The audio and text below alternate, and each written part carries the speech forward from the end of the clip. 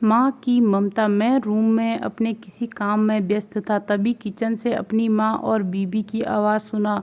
मेरी बीबी माँ को खरी खोटी सुना रही थी। शायद माँ ने दूध फ्रिज से बाहर रख दिया था, जिससे दूध फट गया था। माँ बस यही कह रही थी कि उससे गलती से दूध बाहर रह गया है, और मेरी बीवी उन्हें डांट लगाई जा रही थी क्योंकि उसे मेरे लिए चाय बनानी थी, पर दूध को फटा देखकर वो बौखला गई थी। मैं ये सब सुन रहा था, पर काम में व्यस्तता के कारण अपने काम में लग गया। ये कोई नई बात नहीं थी, सुलेखा की आदत सी हो गई थी मेरी माँ को खरी खोटी सुनाना। मैं भी सुलेखा की देखा देखी में कभी कभी माँ को डांट दिया करता था, और हमेशा उन दोनों के बीच में सुलेखा का ही पक्ष लिया करता था और माँ को डांट देता था। आज जब मैं 3 दिन बाद घर आया तो मेरे पास आकर अपने आंचल से मेरा मुंह को पोंछते हुए बोली, बेटा खाना लगा दूं?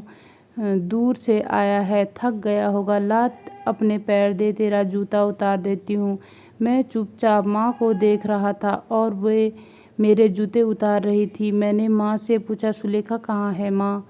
तो उसने कहा कि वो अभी अभी बाहर गई है। मुझे बताई कि तुम कुछ देर में आने वाले हो। यह कहकर चली गई। सुलेखा अपनी माँ को देखने गई थी। उसने मुझे पहले ही बताया था कि उसकी माँ की तबीयत खराब है, पर मुझे समझ नहीं आ रहा था कि वो मेरे साथ भी तो जा सकती थी। मैं 3 दिन के बाद आया हूँ, पर वो मुझसे मिलने तक को नहीं रुकी। यही सब मेरे दिमाग में चल रहा था। तब तक माँ ने खाना लगा दिया था। माँ ने मुझे आवाज़ दिया, बेटा मुँह हाथ धो लो, खाना लगा दिया है।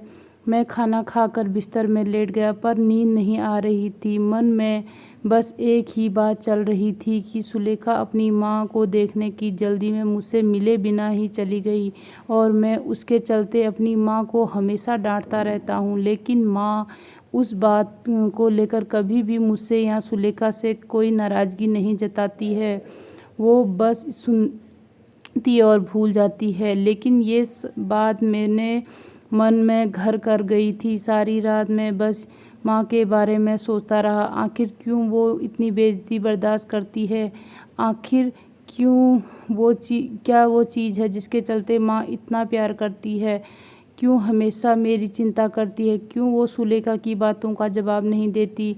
क्यों और न जाने कितने सारे क्यों मेरे मन को झंझोड़ रहे थे। सुबह माँ को सबसे पहले यही पूछा, आखिर कौन सी बात है जिसके चलते तुम इतना सब सहती हो और उफ तक नहीं करती? मैं माँ की बातें सुनकर दंग रह गया। आज मुझे पता चल गया उस क्यों का क्या कारण है। माँ ने बहुत ही लहज भाव से कहा था, पर उसकी वो बातें मुझे आज सच से रूबरू करवा गई। उन्होंने कहा, बेटा अब मेरी ज़िंदगी तो कट गई, बस तुम्हारी चिंता हमेशा सताती रहती है। मैं 2-4 दिन की मेहमान हूँ, पर मेरे चलते तुम दोनों में अनबन ना हो, यही भगवान से दुआ करती हूँ। तुम दोनों खुश रहो, आबाद रहो, इससे ज़्यादा माँ को क्या चाहिए हो सकता है। ये कहकर वो किचन में चली गई और जाते जाते कह गई, तू इतना सोच मत, सर दर्द करेगा। मुझे मेरे सारे क्यों के जवाब मिल गए थे। ये सब माँ की ममता ही तो है, जो अपने दुखों को भुलाकर अपने बेटे के सुख की दुआ करती है।